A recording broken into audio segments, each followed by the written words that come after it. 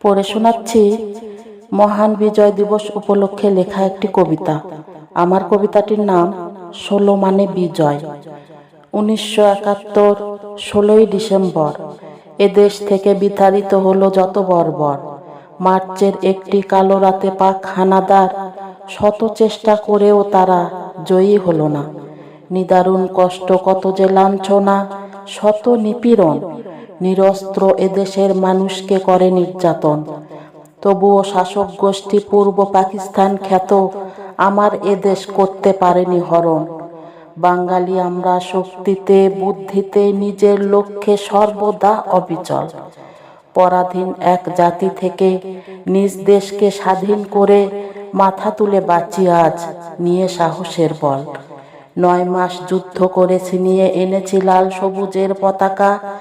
এক সাগর রক্তের বিনিময়ে পাওয়া এদেশ আমার। পেয়েছি নতুন করে বেঁচে থাকার, জাগরণের আশা জাগার, উদ্দীপ্ত তেজস্বিনীর মতো নব আলোকের ভোর। ৭১-এর ১৬ই ডিসেম্বর। ১৬ মানে অনন্তকালের জাতাকলে পিষ্ট হয়ে যাওয়া রক্তে ভেজা ভূখণ্ড, লোহার শিকল থেকে বেরিয়ে আসা মুক্ত। ১৬ মানে নাম ঠিকানা আবির্ভূত একটি মানচিত্র। ১৬ মানে পৃথিবীর অধ্যায়ে বাংলাদেশের জয়। ১৬ মানে নতুন একটি রাষ্ট্রের অভ্যুদয়। শকুনের লোলুপ দৃষ্টি থেকে শৃঙ্খলের উত্তরণ।